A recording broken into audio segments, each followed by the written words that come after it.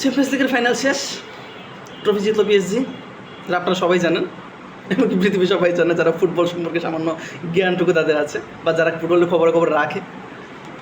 ভাই পিএসজি রাত্রে যা খেলাটা দিল ভাই, ডিজেরি ডুইয়ে, মার্কুইনোস, তারপর আপনার বিতিনহা, ডেম্বেলে, হাকিমের কথা না বললেই নয়।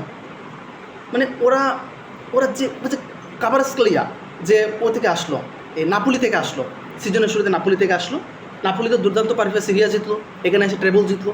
তবে প্লেয়ারটা দুর্দান্ত, তার যে লং রেঞ্জে তার যে শটগুলো, তার যে ডিবক্সের বাইরে থেকে যে শটগুলো নেয় ভাই, এই কাভারাস্কেলিয়া অসাধারণ একটা প্লেয়ার।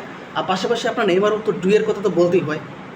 কি বলবো ভাই, পিচ্ছি একটা ছেলে আপনার এমন পারফরমেন্স করে, মানে নজর কাড়া পারফরমেন্স ভাই। ও তো গোল্ডেন অ্যাওয়ার্ড জিতবে ভাই, ও গোল্ডেন অ্যাওয়ার্ড ডিজার্ভ করে।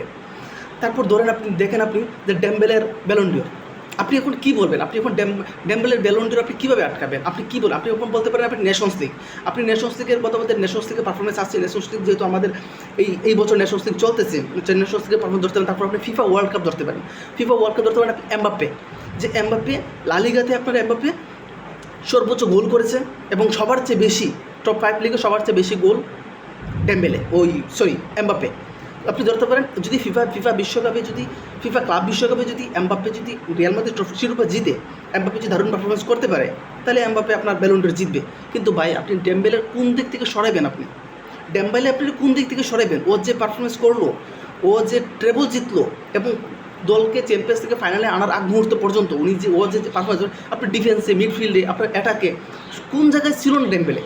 হ্যাঁ, লুইস এনরিকে একটা কথা বলছিলেন যে এই বছরের যদি ব্যালন ডিওরের সবচেয়ে টপে যে আছে, সবচেয়ে যোগ্য যে দাবিদার, ও ডেম্বেল। উনি সত্যিই বলছেন ভাই। আর তাছাড়া গতকালকে ম্যাচ তো দেখলেন, হ্যাঁ, ডেম্বেলের 2টি অ্যাসিস্ট ছিল। আপনি কী বলবেন ভাই? আপনি পিএসজির এই পারফরমেন্সটা আপনি কী দিয়ে ব্যাখ্যা করবেন? আসলে দুর্দান্ত ভাই, দুর্দান্ত।